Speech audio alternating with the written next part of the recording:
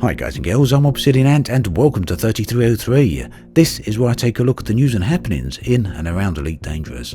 Today we take a look at the Elite Dangerous roleplay game and it's being reinstated on Kickstarter. There's some highlights from the patch 2.3 update and we take a look at what Frontier plan to do about the newly discovered Earth-like worlds by NASA. The Elite Dangerous roleplay game has at last been reinstated on Kickstarter. As many of you may remember, the project was put on a temporary hold by Kickstarter due to allegations of intellectual property infringement. Now, Spider-Man Games, the people behind the Elite Dangerous roleplay game, do have a license from Frontier Developments to do this project. This was a third party who made the allegations. Kickstarter then gave the third party a number of weeks to provide information to support their claim. This information was not forthcoming, and therefore Kickstarter have reinstated the project. The Elite Dangerous RPG is a traditional tabletop roleplay game set in the world of Elite Dangerous. Now, its Kickstarter project is still going and it's due to end on Wednesday, so there's still time to head on over there and check out their project. Spider-Man have exceeded their initial funding goal and their campaign is, as of this recording, currently sitting at around £67,000. So this is a good amount, and of course it allows them to produce the core rulebook as well as 3 supplemental books. With still a few days to go, it's looking highly likely that they're going about to hit their next stretch goal. So great job to Spider-Man Games there. Last week saw the arrival of the beta update for patch 2.3, the Commanders for Elite Dangerous. Now, this is the big patch, one of the patches that many people have long been waiting for. It features multi-crew, of course, as well as the Commander Creator. By this point, everyone with beta access has probably had a good chance to test the game out, and for those that haven't, there's a whole bunch of YouTube videos currently available for you to go and take a look. There are a few things that haven't been covered within many of these videos, and these are some of the lesser known points within the update. I'm going to cover a few of these here just to briefly talk about because they are extremely interesting. One of them centres around stations.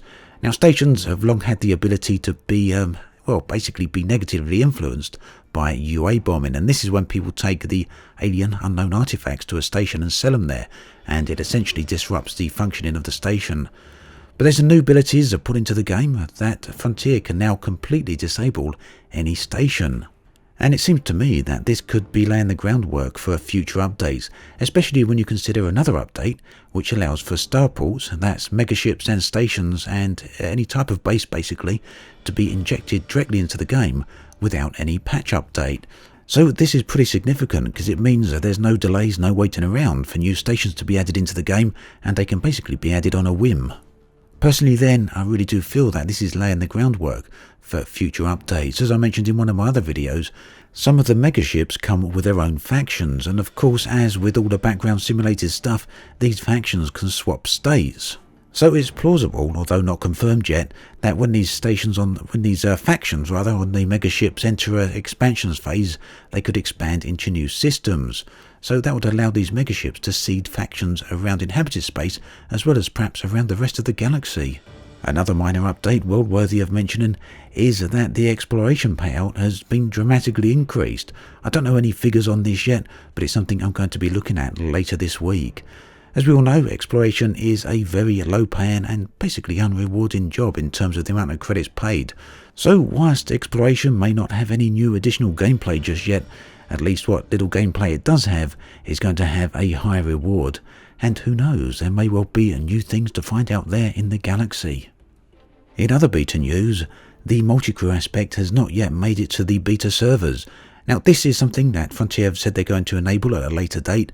Personally, I'm expecting it to be at some point this week, and we may well be hearing about that soon if you haven't already heard about it by the time you've watched this video.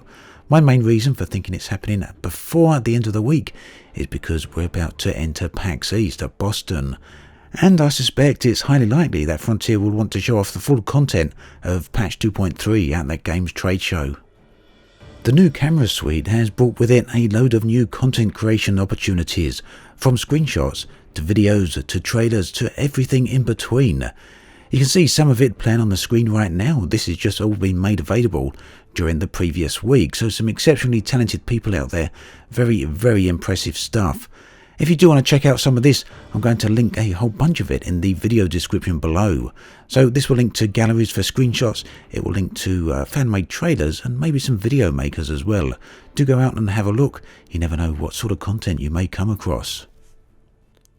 A short while ago, NASA made a tremendous announcement about a star system called the Trappist-1. A system with a brown dwarf star as its central star, around which 7 Earth-like bodies orbit. The amazing thing here is that 3 of them orbit the habitable zone, so there's a huge potential for life there, and it's quite possible that all 7 of the planets could hold water. Now, Trappist-1 exists just 40 light years away from our own star system. And, well, how does this affect Elite Dangerous? Well, the very interesting thing here is that the Stellar Forge, the system that generated the procedural galaxy, has a system located in roughly the same location at 39 light years away from Earth. So David Braben took to the forums the other day to talk a little bit about this. And he said that the system that they have, you can see the system name here on the screen, is actually quite similar to the system in Trappist-1.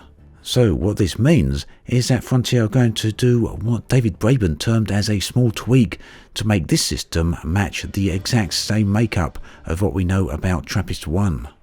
And this change should be going into the Beta 2 version of patch 2.3 very soon now. Commander Ascorbius is a very talented Elite Dangerous video maker. You can see some footage in the background here and it'll look very unique, probably unlike anything you've seen so far up to this point. And this video, titled Villainous, is sure to get a laugh or two out of you, and it might just go some way to explain why pirates within the game of Elite Dangerous act the way they do. You can see a link to the video in the video description below. Do go have a look. The Mercury 7 expedition got underway at 8 o'clock in-game time on Sunday just gone.